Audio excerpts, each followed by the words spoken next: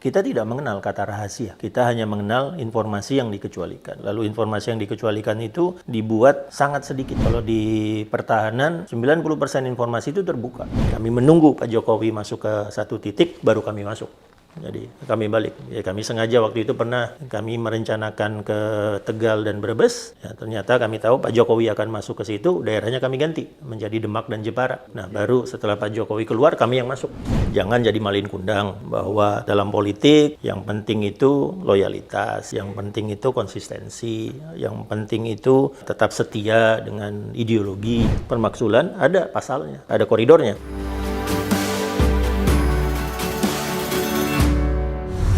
Selamat datang di channel Abraham Samad Speak Up. Seperti biasanya, saya tidak sendiri.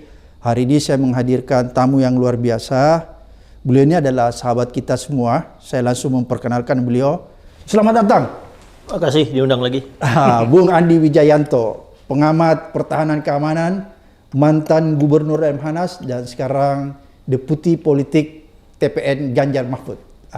Bang Andi, sebelum kita berbicara debat keempat nanti nih, Capres-Cawapres yang membahas tema yang lebih krusial menurut saya, karena energi, SDA, kerusakan lingkungan, pajak, kemudian lingkungan hidup, masyarakat adat, dan lain-lainnya. Tapi sebelum itu kita bahas, saya ingin kembali ke belakang sedikit.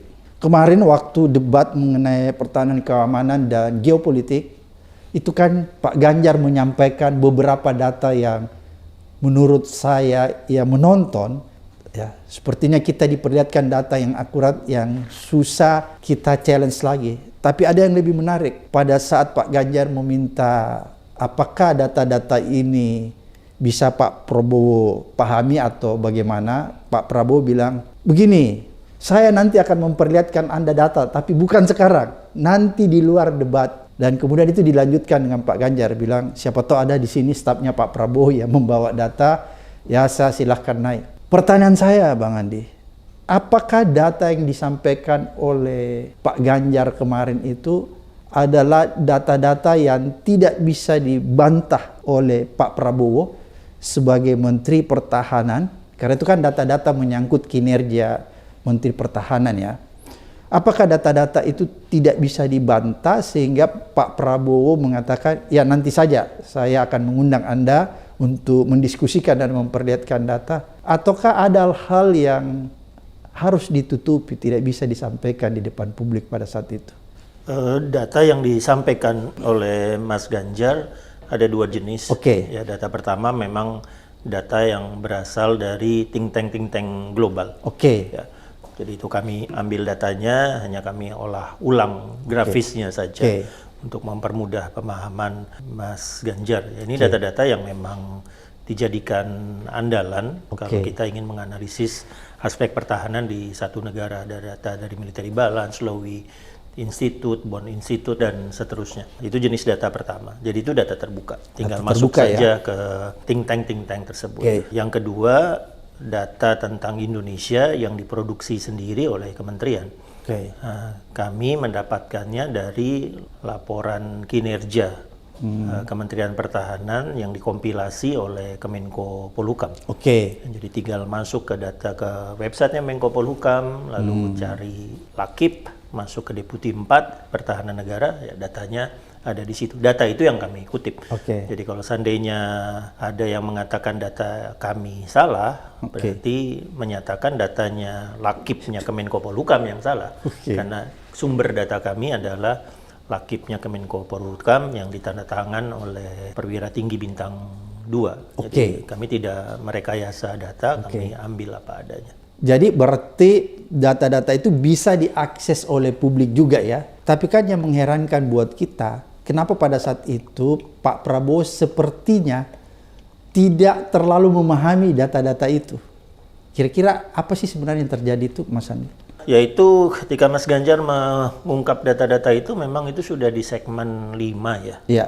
Jadi mungkin proses debat 1 sampai segmen 4 itu sudah membawa Pak Prabowo berada dalam tekanan, kondisi berpikir yang lain ya. Ya, karena Mas Anies dari awal sudah menyerang ini, sudah attack, sudah mengutak-ngatik lagi tentang tanah. Ya, Ya, misalnya lalu pertanyaan-pertanyaan yang diajukan oleh Mas Ganjar ke Anies, Mas Anies ke Ganjar, ya lebih banyak mempersoalkan pertahanan, nyaris tidak ada pertanyaan tentang keamanan atau hubungan internasional. Ya mungkin momentumnya ketika Mas Ganjar akhirnya bertanya tentang indeks-indeks, tentang data-data, ya situasi debatnya sudah tidak lagi memungkinkan Pak Prabowo untuk menjawab dengan data-data yang mestinya Pak Prabowo hafal di luar kepala. Iya, itu yang menjadi pertanyaan bagi kita semua. Paling tidak kan begini, kadang-kadang kalau kita pergi ke suatu forum, kita tahu itu forum, ada tanya jawab, kita membawa paling tidak ada staf struktural, misalnya dari kementerian kan, staf struktural itu yang biasa lebih memahami secara teknis tentang data kan.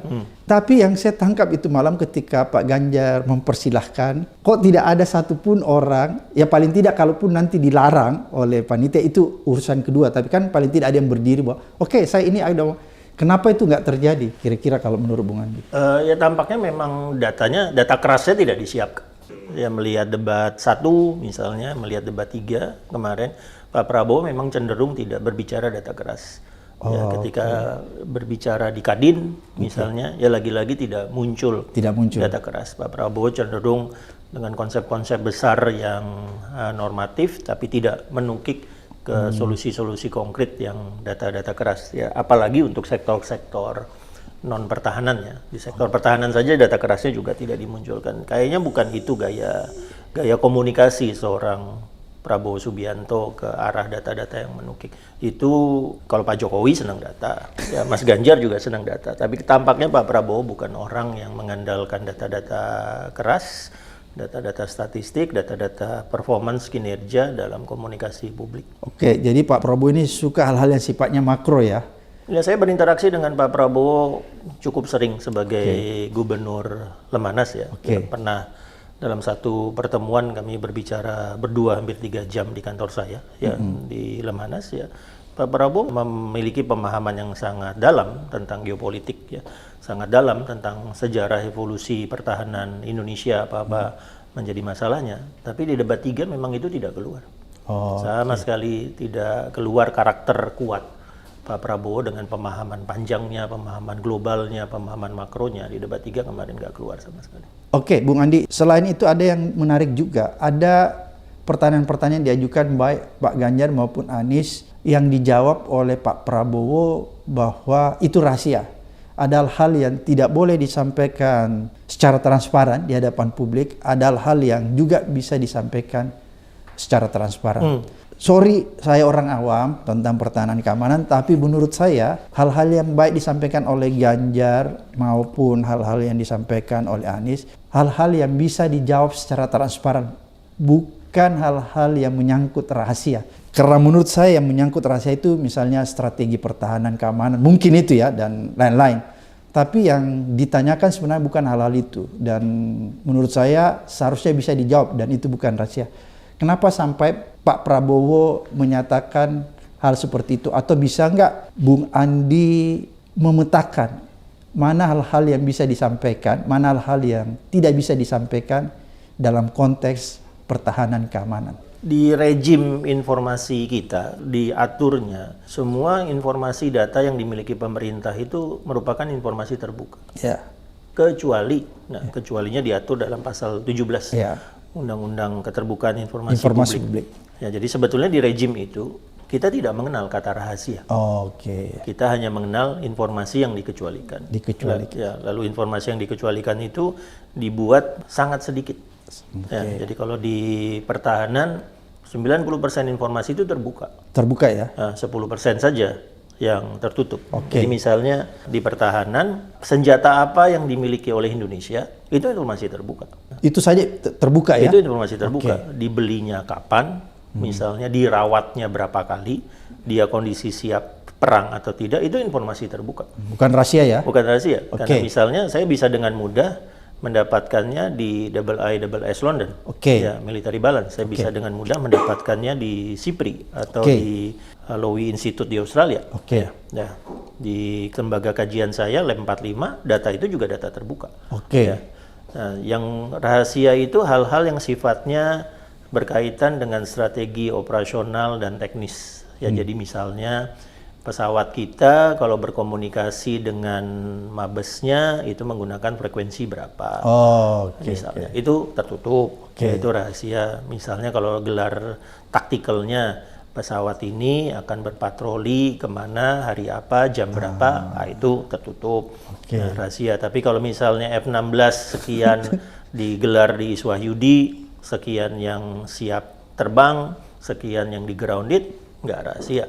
Ya, kita punya meriam artileri yang ada di Jawa Tengah yang usianya sudah lebih dari 78 tahun, ya nggak rahasia. Nah, itu terbuka, data-data terbuka. Jadi memang rejim yang ada di Indonesia itu semua informasi terbuka, kecuali dinyatakan dikecualikan.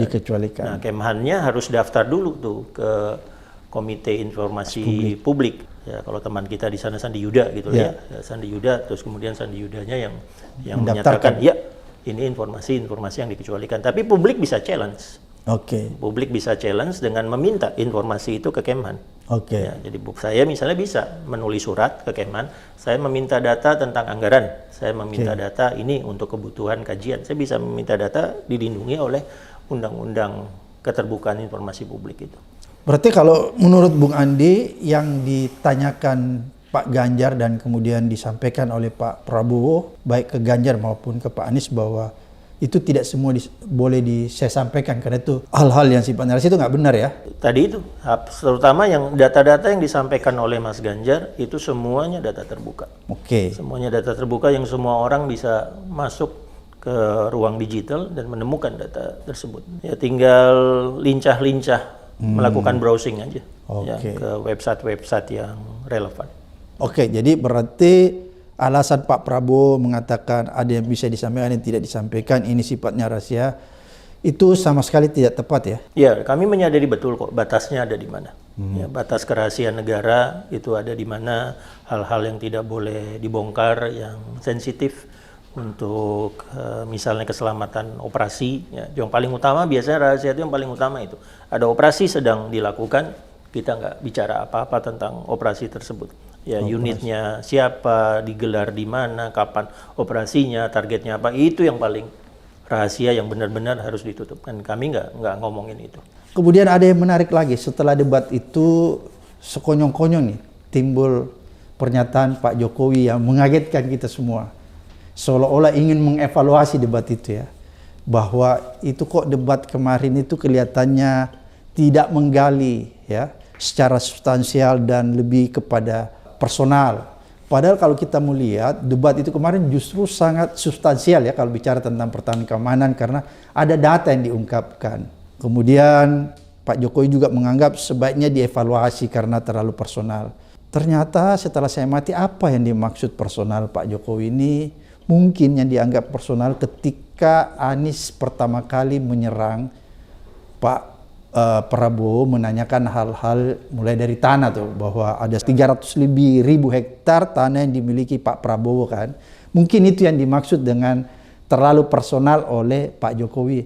Tapi setelah saya melihat jejak digital, ternyata itu pernah juga ditanyakan Pak Jokowi hal-hal yang sifat personal waktu tahun 2000 debat Pilpres 2019, dan itu ditanyakan juga kepada Pak Prabowo. Jadi menurut saya ini ada hal yang tidak konsisten, walaupun sebenarnya debat itu kemarin kalau kita lihat sempat diklarifikasi juga oleh Pak Prabowo bahwa tanah saya itu bukan 300 ribu lebih, bahkan 500 ribu. Wah, saya pikir ini luas juga ya Bang Ande, 500 ribu hektar. Ini luar biasa sebenarnya kalau Pak Prabowo menghibahkan untuk para prajurit. Kan prajurit itu masih banyak yang kos-kosan, itu banyak yang nggak punya rumah, kan ada yang kos, ada yang masih tinggal di rumah militer yang suatu waktu bisa kita dipindahkan dan lain sebagainya. Jadi itu yang jadi persoalan. Tapi walaupun tanah itu masih status HGU kan, ya Pak Prabowo bilang ya kalau ada negara mau ambil silahkan ambil. Tapi bukan di situ persoalannya. Persoalannya ketika ini dijadikan semacam alasan oleh Pak Jokowi untuk ingin mengevaluasi. Itu kan jadi persoalan menurut saya, karena semakin memperlihatkan kita bahwa presiden dalam hal ini, Jokowi, itu sudah melakukan cawe-cawe secara terang benderang, tidak bisa lagi dibantah. Padahal kan seharusnya sebagai kepala negara, dia harus netral karena dia ikut campur. Itu yang pertama. Kemudian yang kedua, setelah kita amati, ada beberapa bentuk dugaan kecurangan yang sangat memprihatinkan kita. Pelibatan aparat, ini sudah kasat mata juga, kita lihat di berita. Ada oknum aparat yang dilibatkan, baik itu kepala desa, perangkat desa, aparat sipil, aparat militer, itu ada dugaan digunakan. Ini semakin memperhatinkan kita. Ketiga, menurut saya ada yang lebih aneh lagi. Ini menurut kacamata saya, Bung Andi, di mana Pak Ganjar melakukan kampanye, itu hari sempat di Papua, di Kalimantan, tiba-tiba Pak Jokowi juga datang di situ dengan dalil kunjungan kerja. Tapi kok bisa sama ya? Saya bertanya-tanya, apakah di dunia ini kebetulan itu memang selalu ada? Kan nggak mungkin juga ya. Kebetulan di Jayapura, kebetulan di Kalimantan. Kok masa 4-5 daerah kebetulan? Nggak masuk akal ini bagi saya ini. Saya coba, apakah saya ini udah nggak waras cara menilai saya? Tapi ternyata nggak mungkin ini kebetulan itu sampai ini. Kira-kira menurut Bung Andi ini sebagai orang yang ada di dalam timnya, apa sih yang dilakukan Pak Jokowi ini ketika Pak Ganjar datang ke suatu daerah kampanye, tiba-tiba tidak lama juga dia datang di situ atau dia mendahului, datang melakukan kunjungan kerja di situ. Apakah ini semacam penggembosan atau manuver untuk ingin melakukan penetrasi di daerah itu terhadap kampanye Ganjar? Ya baik, ya, saya mulai yang pertama dulu ya, yang data. Tanah. Untuk tanah itu, ya untuk saya itu bukan hal yang personal. Oh, oke. Ya karena itu konsekuensi ketiga calon itu muncul sebagai capres, sehingga mereka harus melaporkan kekayaan mereka. Harus transparan. Harus transparan. Oke. Itu menjadi data publik. Oke. Ya, Pak Prabowo punya rumah berapa, Mas Anies punya mobil berapa, Mas Ganjar punya motor berapa, itu menjadi informasi publik yang karena harus dilaporkan. Ya, jadi mereka pejabat yang bertarung dalam satu pertarungan politik publik ya untuk capres, cawapres, calon anggota DPR, DPRD, DPD semuanya harus melakukan hal yang sama. Jadi yang dipersoalkan adalah data publik sebetulnya. Yang kemudian saya ngelihat personal itu justru reaksi atau jawaban Pak Prabowo ke pertanyaan-pertanyaan itu. Itulah yang menjadi personal. Dan di situ saya sepakat dengan Presiden. Ya, debatnya memang harus berbasis data. Debatnya harus berbasis kebijakan dan program. Ya, debatnya tidak boleh misalnya menyinggung karakter-karakter personal.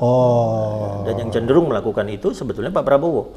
Ya, ketika kemudian Pak Prabowo, apalagi pasca debat ya, ketika Pak Prabowo pasca debat mempersoalkan tentang etik, Pak Prabowo pasca debat mempersoalkan intelijensia seseorang yang bertanya tentang tanahnya.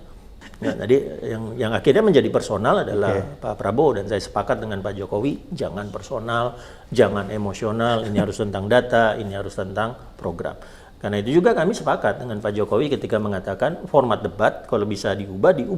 Ya, format debat yang membatasi kandidat berbicara 2 menit, membatasi kandidat berbicara 1 menit, itu akhirnya membuat kandidat lebih fokus memperhatikan countdown waktu daripada substansi yang mau disampaikan. Jadi kami sudah mengusulkan sebagai TPN 03, kami sudah mengusulkan, misalnya bayangkan segmen 2 ya, moderator bertanya, ya dijawab dulu oleh Mas Ganjar, udah silakan 15 menit udah debat aja, nggak ada 2 menit, nggak ada 1 menit, nggak ada 1 menit. Ya, itu metode debat yang kami lihat terjadi di beberapa negara, di Amerika Serikat, di Australia, di Inggris kami sudah usulkan ke KPU ya untuk merubah format debat sehingga lebih terbuka tanpa ada limitasi waktu yang terlalu ketat yang membuat nanti interaksi antar 3 kandidat berjalan lebih cair, ya tidak kaku. Nah itu sudah kami usulkan, tidak tahu nanti KPU-nya menerima atau tidak. Kami usulkan tertulis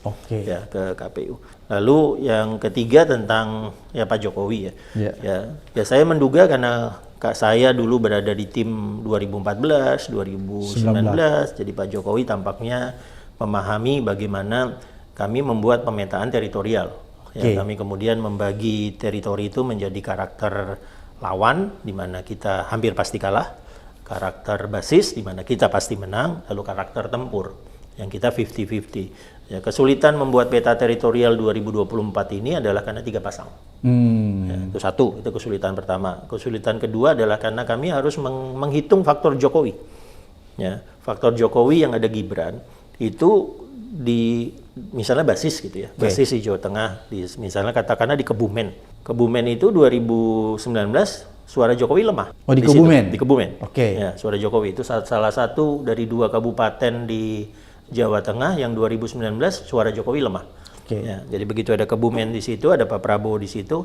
Ini Kebumen nanti arahnya makin ke Prabowo, ya, atau dia bisa bergerak ke misalnya Anies karena Jokowi lemah. Nah, itu yang kemudian kami simulasikan. Kadang-kadang kami lakukan FGD khusus di daerah-daerah seperti itu. Nah, tampaknya pemetaan teritorial ini ya dilakukan juga oleh timnya Pak Jokowi, sehingga memandang prioritas-prioritas tertentu di daerah-daerah tertentu itu mirip-mirip. Ya, kami bisa melihat pergerakannya. Ya. Nah, nanti yang tidak mungkin dilakukan oleh Pak Jokowi terus-menerus adalah mengikuti Mas Ganjar atau Mbak Atikoh kemana-mana. Ya, karena Pak Jokowi ada tugas sebagai kepala pemerintahan. Ya, Mas Ganjar dengan Mbak Atikoh bisa bergerak tiap hari bisa 5-6 titik, nginap di rumah penduduk dan seterusnya, tidak mungkin itu diikuti. Ya, kadang-kadang ketika Januari itu kami balik kok. Kami menunggu Pak Jokowi masuk ke satu titik, baru kami masuk. Jadi kami balik. Ya, kami sengaja waktu itu pernah tanggal 2 Januari kami merencanakan ke Tegal dan Brebes. Ya, ternyata kami tahu Pak Jokowi akan masuk ke situ, daerahnya kami ganti menjadi Demak dan Jepara. Nah, baru setelah Pak Jokowi keluar, kami yang masuk ke Tegal dan Brebes, misalnya kami balik. Tapi ya memang itu sekarang 2024 ini menjadi menarik. Karena 3 pasang, dan kemudian kami harus benar-benar menghitung Pak Jokowi dengan Mas Gibran ini bergeraknya seperti apa di basis. Jadi kalau menurut Bung Andi itu semacam penggembosan atau penetrasi? Kami berasumsi terburuk ya, kami membuat simulasi dan skenario dengan asumsi terburuk bahwa kemudian Pak Jokowi akan melakukan gerakan-gerakan mempenetrasi yang dimana wilayah-wilayah basisnya Mas Ganjar. Ya, karena Pak Jokowi cenderung akan bergerak untuk Mas Gibran. Ya, ketika kami melihat Pak Jokowi berkomentar sangat spesifik tentang debat, tentang serangan personal dan seterusnya, kami langsung melihat sentimen. Ya, sentimen yang ada di media analitik kami. Ya, kecenderungannya negatif untuk Pak Jokowi. Ya, jadi kalau Pak Jokowi itu sederhana saja. Pak Jokowi mau tetap berada di sentimen positif dalam komentar-komentarnya, suarakan netral. Ya, suarakan netralitas ke pemilu. Ya, itu langsung positif sentimen Pak Jokowi. Tapi begitu Pak Jokowi dianggap abu-abu saja, dianggap memberikan kode-kode saja, itu langsung negatif. Ya, Pak Jokowi bertemu dengan calon, Pak Jokowi bertemu dengan menteri yang berada di kubu tertentu, itu langsung negatif. Ya, Pak Jokowi memberikan signal-signal tertentu negatif karena rakyat itu cenderung menginginkan memiliki presiden yang netral. Tapi begitu Pak Jokowi misalnya sebelum terbang ke Filipina di Halim lalu mengatakan yang saya masukkan saya itu untuk semua calon, positif lagi. Nah, tapi begitu sudah terbaca bahwa ini adalah dukungan atau cenderung berpihak ke salah satu calon, langsung negatif. Nah, itu yang kami benar-benar pelajari dan saya yakin Istana memiliki media analitik yang mirip-mirip lah. Bang Andi, menarik ya. Jadi ada semacam penetrasi di daerah-daerah tertentu yang didatangi Ganjar, kemudian Pak Jokowi datang ke situ. Yang saya ingin tanyakan, apakah penetrasi yang dilakukan, yang kita duga dilakukan Pak Jokowi itu penetrasi terhadap konstituen Ganjar, atau kita pakai bahasa rakyat yang akan memilih, ataukah dia melakukan penetrasi atau melakukan semacam penggalangan aparat-aparat yang ada di situ untuk mengarahkan sesuatunya? Penetrasi yang langsung ke rakyat itu sulit dilakukan oleh Pak Jokowi. Ya, karena Pak Jokowi tidak bisa atau tidak melakukan kampanye yang eksplisit. Jadi misalnya Pak Jokowi tidak membagikan kaos dengan gambar 02. Misalnya Pak Jokowi tidak membagikan minyak goreng dengan stiker 02. Tidak melakukan itu. Ya, tidak Jokowi, langsung? Tidak langsung. Ya mungkin satu kali saja di... Tapi kalau misalnya dia datang ke situ, 5 menit dia pulang terus habis itu dibagikan makanan, bansos? Nggak bisa juga. Nggak bisa, karena pengamatan dari tim kami juga ada di wilayah-wilayah seperti itu. Jadi misalnya, dia sulit melakukan? Ya, misalnya yang sempat viral ya. Sempat viral Pak Jokowi berkunjung ke Banten, lalu setelah kunjungan resminya mampir di satu titik, membagi-bagi kaos, lalu di tempat bagi-bagi kaos itu yang ada hanya baliho 02. Nah, itu langsung viral. Nah, begitu langsung viral, sentimen negatif. Ya, karena tadi rakyat menginginkan Pak Jokowi yang netral. Ya, nah, kalau langsung ke tingkat konstituen rakyat, susah bagi Pak Jokowi untuk menunjukkan keberpihakannya. Ya, karena kemudian akan ada reaksi yang luar biasa, ya, natural, organik dari netizen, ya, yang bisa kejadian tadi kalau seandainya memang ada kebijakan-kebijakan khusus yang disampaikan tertutup, ya, dalam forum-forum di daerah-daerah tempat Pak Jokowi berkunjung. Nah, kami belum melihat korelasinya sih, ya. Biasanya hal-hal itu tidak langsung nampak. Ada mobilisasi, ya, dari oknum aparat misalnya di tempat Pak Jokowi, itu belum melihat korelasinya, tapi memang sudah kelihatan secara sporadis, ya, ketika ya aparat cenderungnya ceroboh sih, ya, untuk saya ceroboh, mainnya tidak rapi, kadang-kadang terlalu pede, ya, merasa begitu mereka mengumpulkan, ya, kita ngelihat ada sekda ngumpulin ASN ngomong ceroboh, ya, tidak, ASN kan juga tidak homogen, ya, ya, terus ada saja yang merekam, ada saja yang membuat video, kepala dinas mengumpulkan guru-guru, ada yang memvideo segala macam, ya, kecerobohan hal itu yang akhirnya untuk saya nanti netralitas aparatnya bisa meningkat, ya, karena mereka tidak mau lagi, itu kan karirnya berbahaya. Siapa sih yang melindungi mereka? Ya, siapa sih yang melindungi kepala dinas itu pada saat nanti dia diproses? Siapa sih yang melindungi sekda itu pada saat dia diproses?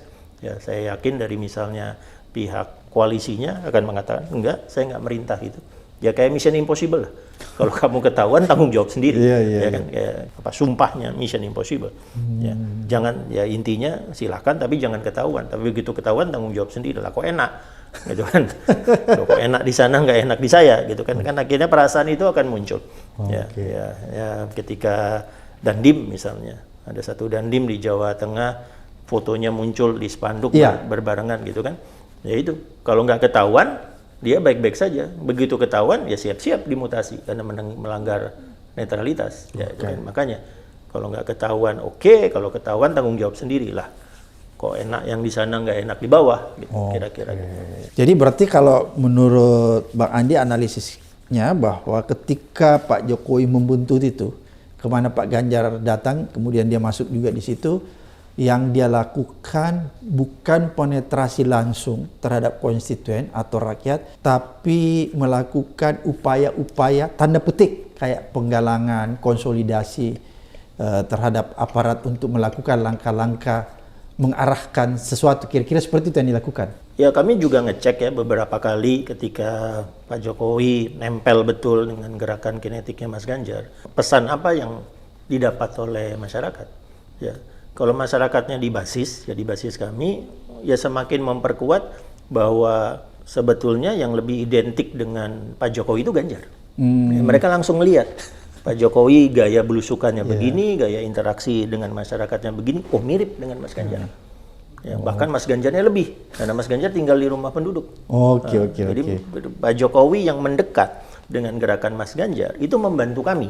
Jadi saya nggak terlalu protes sebetulnya, membantu kami. Nggak risau ya? Nggak risau, karena itu mengingatkan masyarakat betapa miripnya karakter gerak, karakter belusukan, karakter pribadi Jokowi dengan Ganjar.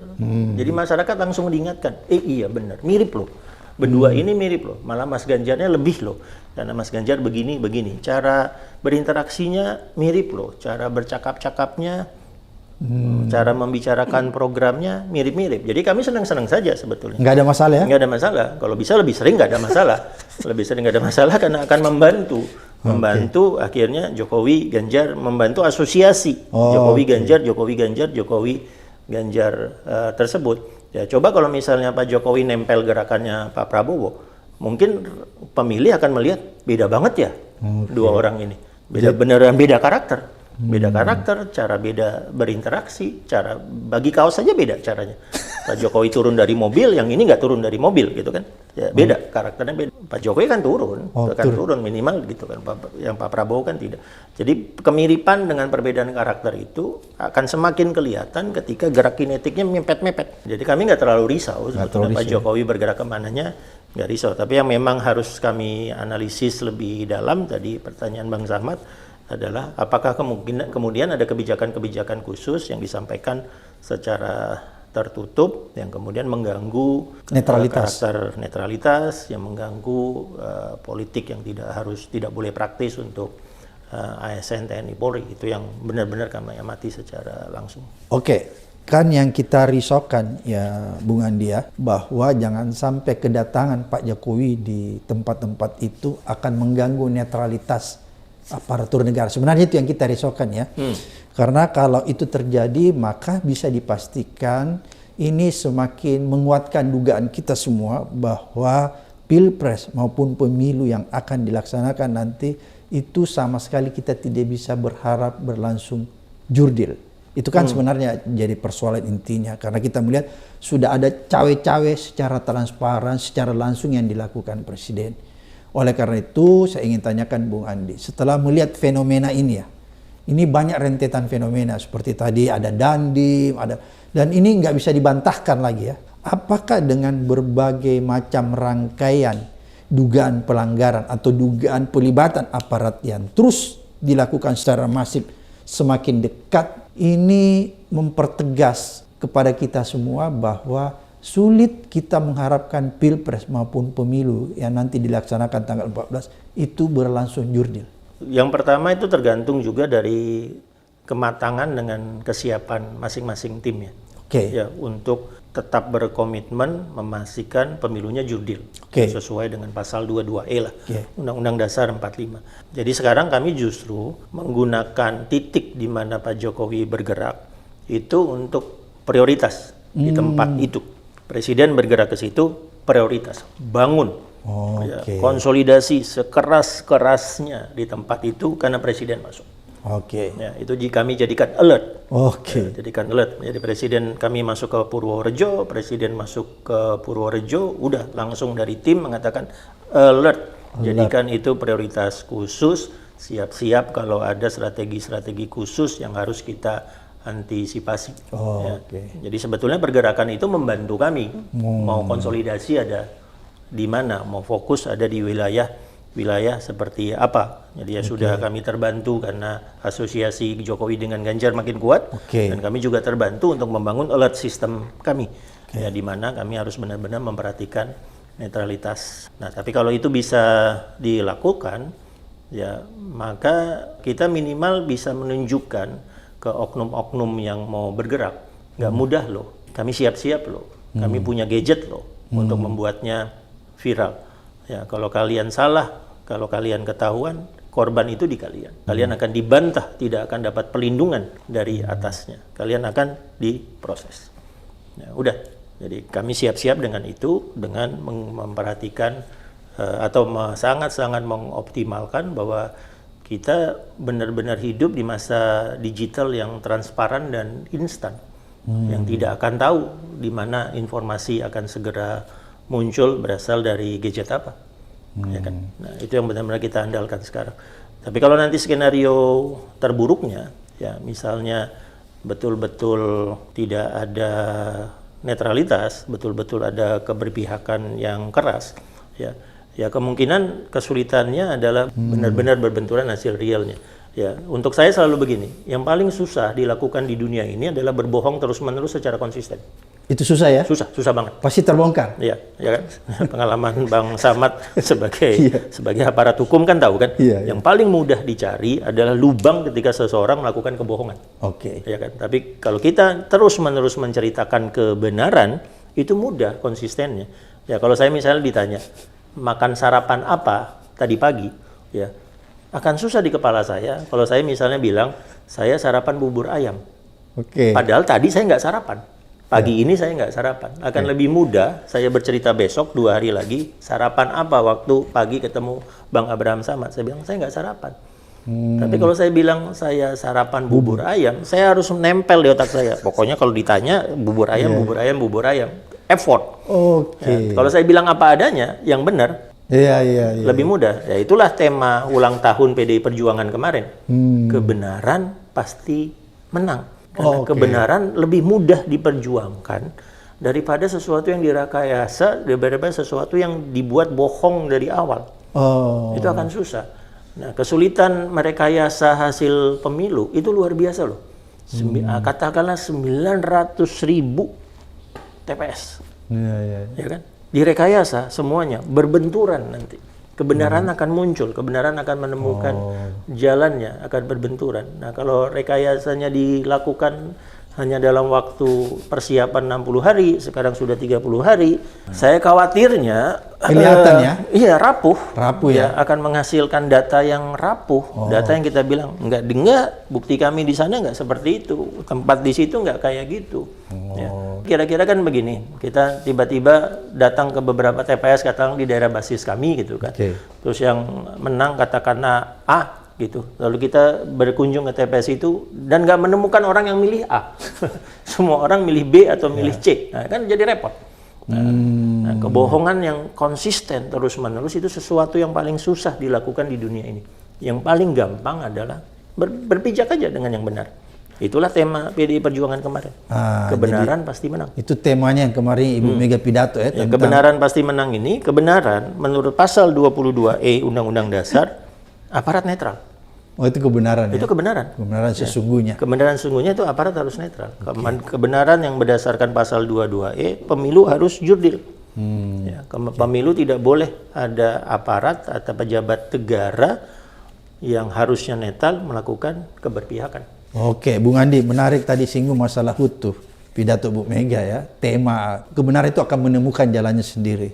Ada yang menarik waktu kemarin ulang tahun itu kok Pak Jokowi tidak hadir dan tiba-tiba ke luar negeri itu kenapa, Bung? Itu apakah ini semakin memperjelas kita sebagai rakyat bahwa antara Ibu Mega dan Pak Jokowi ini sudah, kalau istilahnya talak ini, sudah talak berapa ini? Udah nggak bisa ketemu lagi. Ini kan biasanya paling tidak orang yang pernah dibesarkan oleh PDIP, katakanlah begitu. Kenapa saya pakai istilah dibesarkan, kan Pak Jokowi memakai PDIP waktu mau menjadi gubernur kan. Iya. Ini kok tiba-tiba ulang tahun, tiba-tiba pergi ke luar negeri. Itu apa sih yang bisa kita baca tuh? Ya, yang kemudian yang menarik untuk saya mengingatkan Pak Prabowo. Jangan jadi malin kundang. Pak Prabowo yang malah mengingatkan bahwa dalam politik, dalam perjuangan politik, yang penting itu loyalitas, yang penting itu konsistensi, yang penting itu tetap setia dengan ideologi. Ya, terus Pak Prabowo mengungkapkannya dengan cara cerita rakyat yang mudah diingat orang. Malin kundang. Jangan jadi malin kundang. Sepakat, 100% sepakat saya dengan Pak Prabowo. Pak Andi sepakat nih ya, bahwa jangan jadi malin kundang. Di dalam politik jangan jadi malin kundang. Jadi berarti kalau begitu Pak Jokowi jadi malin kundang nih sama Ibu Mega. Ya, itu yang diingatkan Pak Prabowo kemarin. Jadi itu diingatkan ya, bahwa jangan jadi malin kundang. Oke, Bung Andi, menarik. Jangan jadi malin kundang. Mungkin karena itulah khawatir nih, kecurangan semakin masif. Ada yang menarik kemarin Pak Mahfud selaku Menko Polhukam itu menerima masyarakat yang mengatasnamakan dirinya petisi 100. Dan ketika dalam dialog itu banyak hal tentang kecurangan, dan Pak Mahfud menyampaikan bahwa Kementerian Politik Hukum dan HAM membentuk Satgas kecurangan Pilpres dan Pemilu ya. Tapi ada yang lebih menarik lagi dalam pertemuan itu, selain mengungkapkan bahwa membentuk Satgas anti kecurangan dalam pemilu, yang paling didiskusikan secara panjang, secara concern tentang pemaksulan. Karena petisi 100 ini mengusulkan bahwa harus segera memaksulkan Pak Jokowi karena sudah dianggap cawe-cawe atau keterlibatan presiden di dalam Pilpres itu sudah semakin memperjelas bahwa presiden tidak netral lagi. Presiden melanggar konstitusi, melakukan perbuatan tercela dengan mendukung calon-calon tertentu. Dan kemudian itu disambut dengan Pak Mahfud dengan membentuk Satgas Pemilu Curang. Apakah menurut Bang Andi, wacana, sebenarnya bukan wacana ya, ini sudah lama sebenarnya, masyarakat sudah menginginkan ada pemaksulan karena ada kondisi yang mereka lihat bahwa ini nggak bisa ditolerir lagi.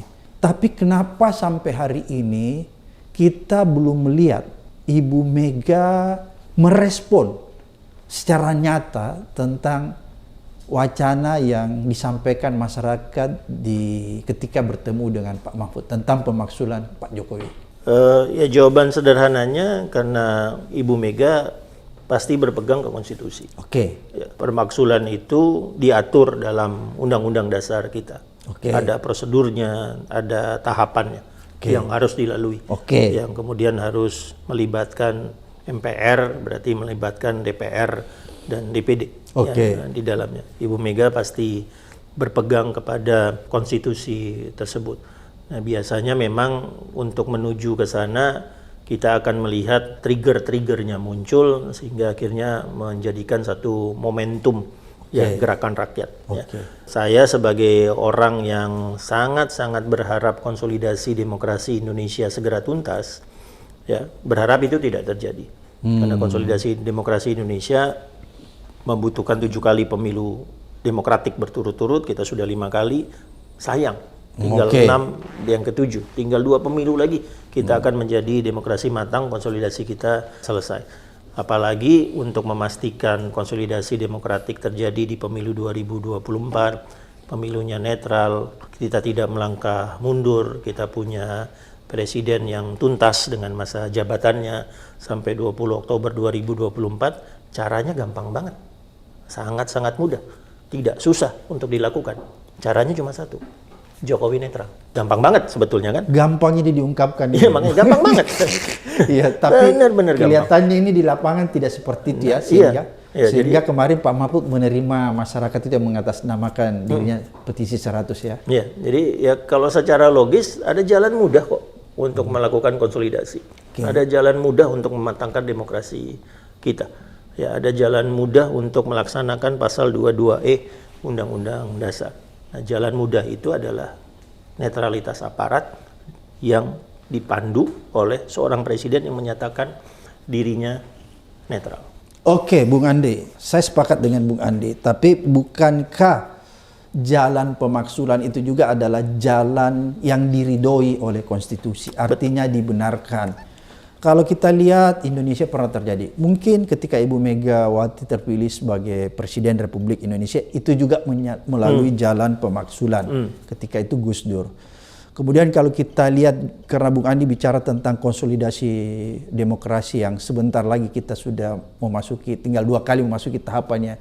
Boleh dikatakan sempurna, negara yang paling hebat demokrasinya yang menurut kita nih, Amerika, itu juga tidak mengharamkan hal-hal seperti itu. Contohnya misalnya kalau kita berkaca dari kasus Watergate, ya, itu kan adalah kondisi-kondisi yang sebenarnya mengarahkan kepada pemaksulan. Tapi kemudian pada saat itu tidak sampai ke situ, presidennya sudah mengundurkan diri, kan gitu ya.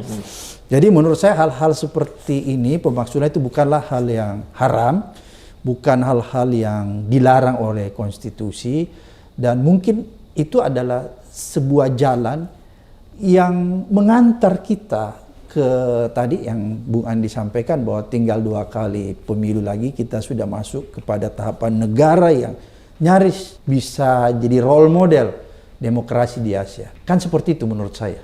Ya, triggernya sudah mulai kelihatan ya.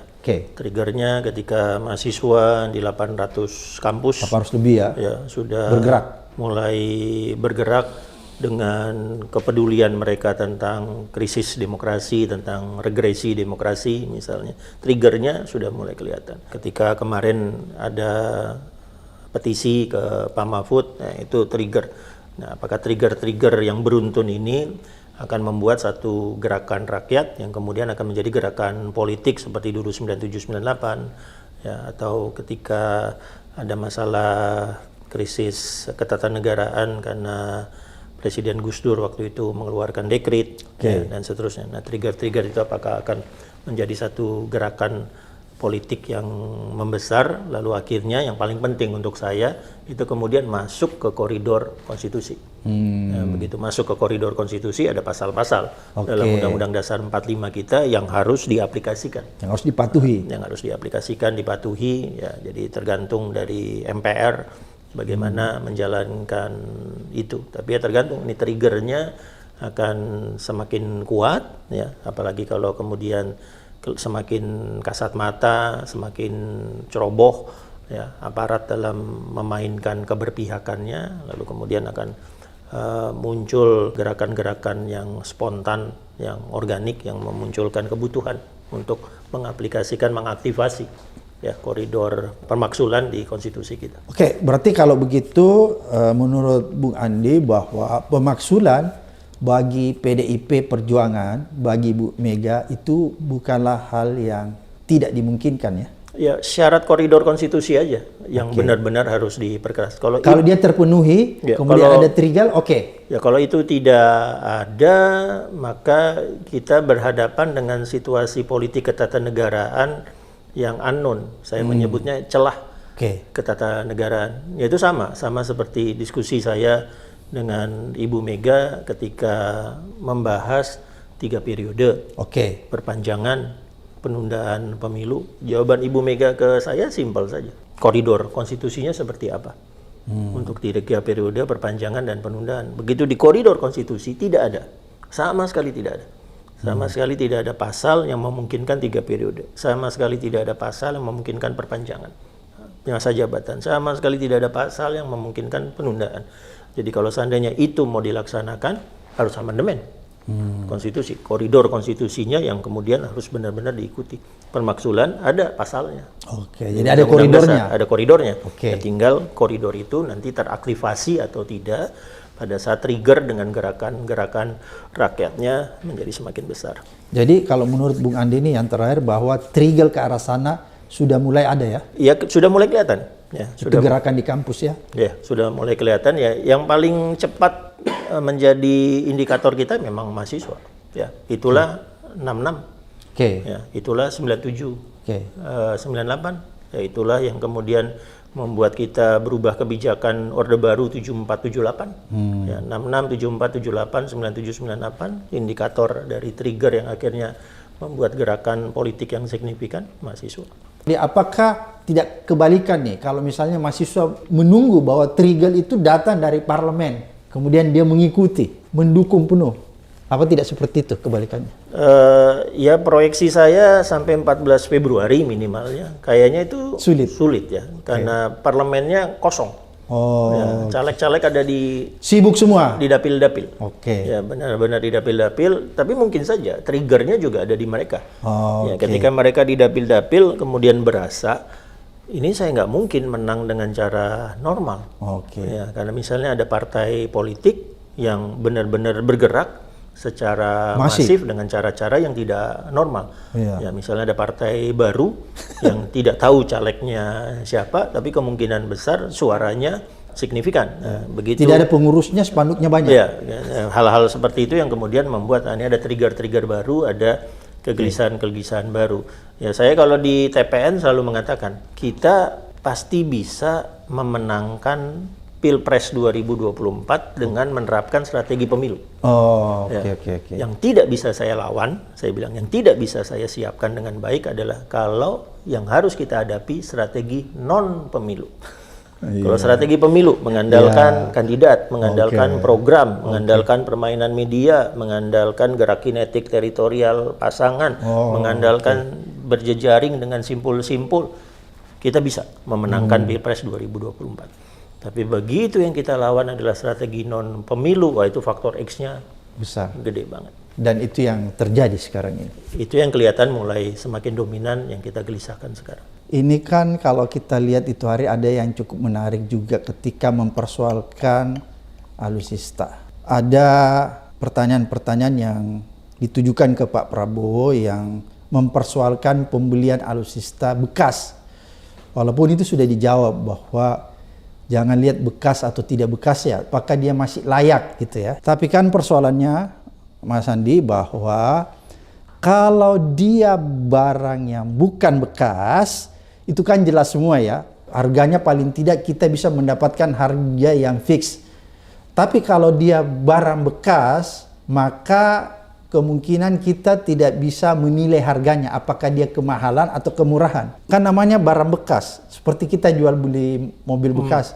Ya terserah saya, Saya mau jual berapa itu urusan saya kan, walaupun masuk akal apa nggak masuk akal itu jadi perdebatan. Jadi disitulah ruang terjadinya, bisa terjadi fraud, bisa terjadi tindakan korupsi ya, penyalahgunaan apa dan lain sebagainya, sehingga memang diusahakan sedemikian rupa untuk menghindari memberi peralatan-peralatan militer yang bekas, karena itu jalan untuk bisa melakukan pelanggaran-pelanggaran menurut benak saya. Karena kalau barang bukan bekas itu jelas semua ya, dari pabriknya dan lain-lain sebagainya. Kalau ini kan bisa saja dari kita beli dari broker, dari perantara yang tidak jelas, dari perdagangan senjata, bisa saja sah dan ilegal. Itu banyak di situ.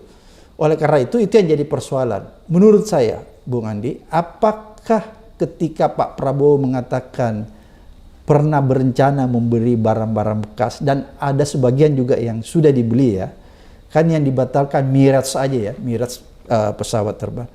Apakah itu kalau menurut Bung Andi, kalau kita coba membandingkan kan harga yang dibeli oleh Kemenhan terhadap barang-barang bekas, terhadap barang-barang yang serupa itu bahkan mungkin lebih baru yang dibeli oleh negara-negara tetangga kita, misalnya Malaysia atau siapa, apakah itu memperlihatkan kepada kita semua bahwa ada sesuatu yang menurut kita ini kok bisa terjadi begini, memberi barang bekas yang harganya menurut kita itu impossible.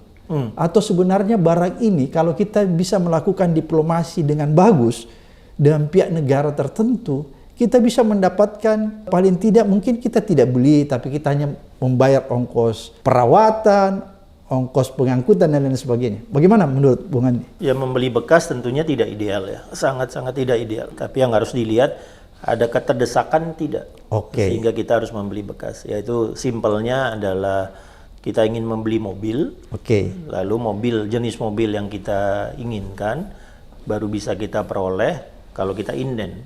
Ya, kalau pesawat tempur, kalau kita misalnya nyari F-16 Viper yang benar-benar tipe yang sesuai dengan generasi teknologinya, sesuai dengan yang kita butuhkan, mungkin baru akan datang paling cepat tuh 18 tahun lagi. Kita pesan sekarang, baru datang yang baru 18 tahun yang lagi karena antri puluhan negara. Jadi kalau kita dalam keadaan darurat perang, nggak memungkinkan ya? Nggak memungkinkan. Nah, ada keterdesakan mengisi skuadron yang kosong. Nah, itu silakan kalau membeli bekas. Nah, dalam data yang saya punya di masa Pak Jokowi, ketika Menhannya Pak Riyamizat dengan Pak Prabowo, 87% senjata yang datang itu statusnya baru. Waktu zaman Pak Jokowi baru semua ya. 87% senjata datang itu statusnya baru. Jadi kita sudah di track yang benar nih untuk membeli baru, dan ketika datang ada beberapa yang semi baru ya. Tapi 55% itu usianya ideal, masih kurang dari 5 tahun. Jadi kemudian ya kita memang bertanya, kenapa membeli bekas kembali? Padahal 9 tahun pemerintahan ini sudah benar 87% beli baru. Ya. Apalagi Mirage 2005 ini. Mirage 2005 ini pesawat generasi 4 tipe awal. Ya, tipe awal yang cocok untuk tahun-tahun akhir 90 atau awal 2000-an. Ya, sekarang kita harus ngejar 4,5 kalau bisa 5. Jadi Mirage ini masalahnya bukan hanya bekasnya, bukan hanya usianya, tapi juga generasi teknologinya. Kita sudah harus ke generasi 4,5. Yang lebih baru. Yang lebih baru. Nah, kalau generasi 4,5 itu yang ideal memang ada di level F-22 Raptor. Dia upgrade dari F-16. Kalau F-16 harus Viper atau minimal Block 72. Nah, kita sekarang sedang berusaha membuat F-16 kita upgrade ke Block 72. Nah, begitu kita beli Mirage, ini di bawah. Di bawah lagi, ini bisa F-16 masih Block 52. Yang di Indonesia udah nggak dipakai. Block 52 udah naik ke 65, dari 65 mau di-upgrade lagi ke 72. Ya, misalnya. Nah, generasi teknologi itu yang paling kami permasalahkan. Berarti ini sudah ketinggalan ya? Sudah ketinggalan teknologi.